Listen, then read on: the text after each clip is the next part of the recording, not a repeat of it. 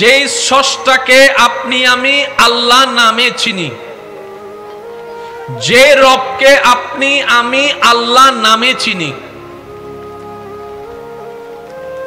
অনেকেই অনেক নামে ডাকে, বুঝে নিবেন আশা করি। অনেকেই অনেক নামে ডাকে, কিন্তু তারাও জানে তিনি এক। একটু জোরে জোরে। তারাও জানে উনি দুই নয়, কারণ তাদের বিবেক বলে যদি তিনি দুই হতো, একজনের সূর্য পূর্ব দিকে তুললে আরেকজন বলতো আমি কি তার চাইতে কম নি, তে যদি পূর্ব দিকে তুলে আমি পশ্চিম দিকে তুলবো, সূর্য তখন দুইটা হইতো, না হলে বাক হইয়া যাইতো। একটু জোরে জোরে বলেন না রে ভাই। দুইজন যদি হতো তিনি, একজনে বলে যে বৃষ্টি দে, আরেকজন হবে তো বন্ধ কর। আমি কি বুঝাতে পারছি কথা?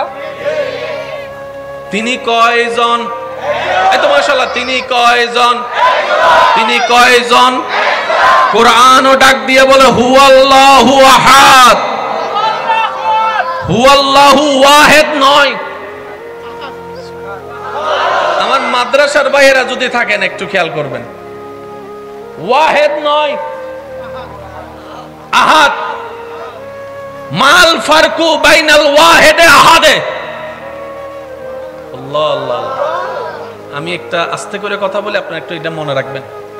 পৃথিবীর মধ্যে সবচাইতে চমৎকার কিতাবের নাম কোরআন। ইকের গুণ হর আর বাই কল গোসগি দেন হদার কেন জোর হয় সুবহানাল্লাহ। পৃথিবীর সবচাইতে দামি এবং জ্ঞান গর্ব কিতাবের নাম কোরআন। আপনি আমি লক্ষ মানুষ লক্ষ বছর ওয়াইজ করে কিতাব লেখে, বই লেখে, বক্তব্য দিয়ে যতটুক জ্ঞানের পাহাড় বানাতে পারবো না, আল্লাহ কোরআনের একটা শব্দ তার চাইতে বড় জ্ঞানী। সূরা ফাতিহার প্রথম লাইনটা একটু বলেন তো সবাই, আলহামদুলিল্লাহি রাব্বিল। একটু খেয়াল করবেন, আলহামদুলিল্লাহি রাব্বিল আলামিন। মাত্র 4টা শব্দ বলতে 25 থেকে বেশি 5 সেকেন্ড লাগবে, আলহামদুলিল্লাহি রাব্বিল আলামিন। কিন্তু আপনি আমি সারা বিশ্বের অতীত থেকে আজ পর্যন্ত সব সাধারণ বান্দারা যদি তাফসীর লিখতে লিখতে মওত পর্যন্ত হয়ে যায়, আলামিন শব্দের ব্যাখ্যা করা কারো পক্ষে কমপ্লিট ভাবে সম্ভব নয়। একটা আলামিন শব্দ আল্লাহ তা বুঝাই দিয়েছেন।